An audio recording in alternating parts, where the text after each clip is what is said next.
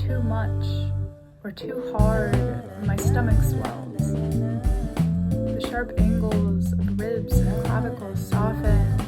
The hollows of cheeks and valleys between vertebrae become buried in adipose.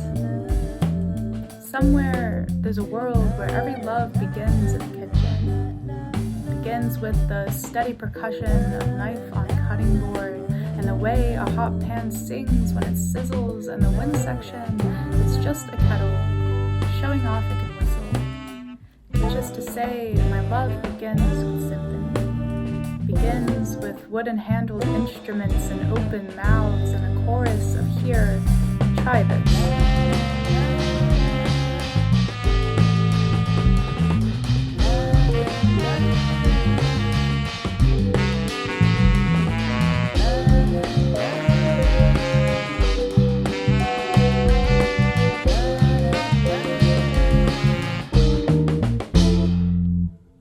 400 years ago, Basho wrote a haiku about his breakfast. Blood red sunrise. Today's meal is bonito sashimi. I imagine when the great Japanese poet saw how the flesh of fairest red was the same color as the sky, and its scales were iridescent like gemstones, it was so beautiful that he cried. So today, I choose to find poetry in the way fish eyes turn opaque under the broiler, or how tempura batter blooms in sputtering oil, or the sour pucker of pickled plum, or the slimy stink of fermented soybeans.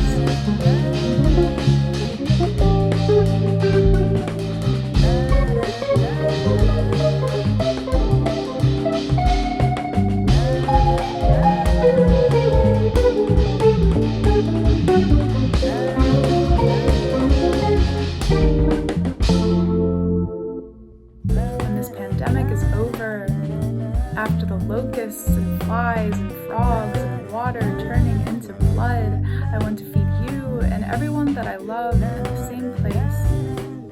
To bring greasy and the kind of big family pictures people take at Thanksgiving, or the painting Da Vinci did of the Last Supper, and everyone is chewing on the ways we call each other home.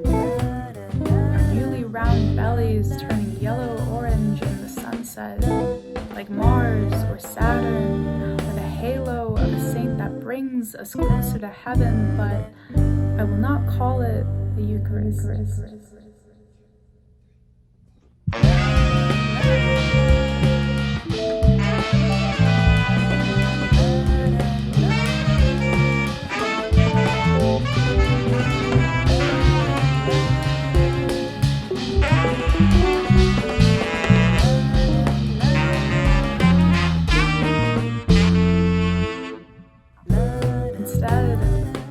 About how the sun is julienned into streamers and lands onto the earth thin as angel hair, or how love is thicker than water, blood, and olive oil, and plummets towards earth like a knife falling through butter, or a spoon sinking into porridge, or another simile for a soft and ripe thing. Instead, I will remember how when fat hits a pan, it gasps and whispers and blooms in the warmth just like we do.